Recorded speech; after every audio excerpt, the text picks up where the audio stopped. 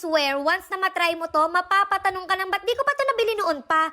Alam kong ang dami mong nakikitang budol online, pero ito kasi yung klase ng budol na hindi ka magsisisi.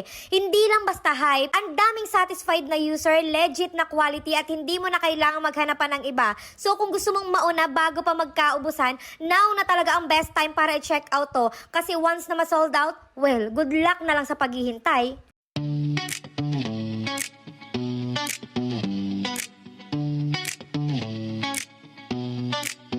Kita mo yan, be? Wala ka niyan kung hindi ka bibili. Alam ko, be, eto yung hinahanap mo at ngayon, ayan, and dito na. Ako na humanap para hindi ka na maghanap pa ng iba kasi ang ganda naman. Mura lang din dito sa TikTok. Dito ko lang din nabili to. Bakit? Kailan ka pa bibili kung kailangan mo na? Eh ngayon, napakamura na lang. Kaya ano pa hinihintay mo i-check out?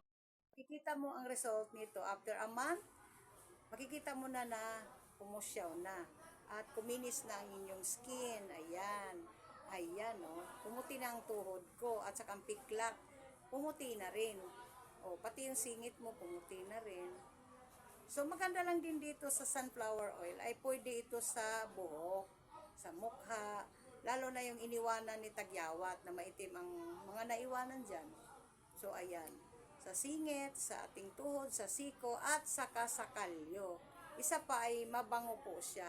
Hindi po siya yung kakaiba po siya. Sunflower oil po, habang naka-live po ako, meron po yan pa-discount si TikTok. So, ayan. So, maganda po dito, kikinis ka na, puputi ka pa.